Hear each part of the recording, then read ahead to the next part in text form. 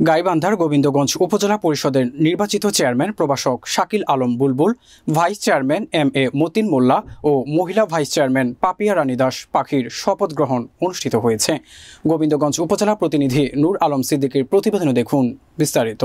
বৃহস্পতিবার সকাল 10টায় রংপুর জেলা শিল্পকলা একাডেমি মিলনায়তনে এই শপথ গ্রহণ অনুষ্ঠিত হয়।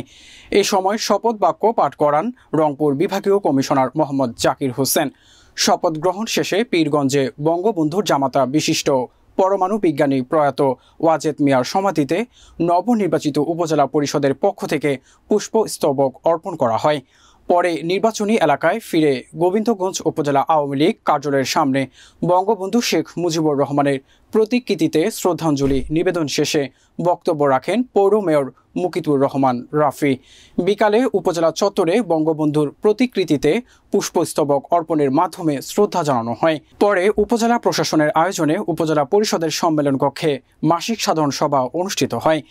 উপজেলা চেয়ারম্যান শাকিল আলম বুলবুলের সভাপতিত্বে সভায় প্রধান অতিথি ছিলেন উপজেলা পরিষদের উপদেষ্টা অধ্যক্ষ আবুল কালাম আজাদ এমপি। বিশেষ অতিথি হিসাবে উপজেলার নির্বাহী কর্মকর্তা রাসেল মিয়া ও থানার অফিসার ইনচার্জ শামসুল আলম শাহ উপস্থিত ছিলেন। এ সময় অতিথিবৃন্দ নবনির্বাচিত উপজেলা চেয়ারম্যান, ভাইস চেয়ারম্যান ও মহিলা ভাইস চেয়ারম্যানকে ফুল দিয়ে শুভেচ্ছা জানান।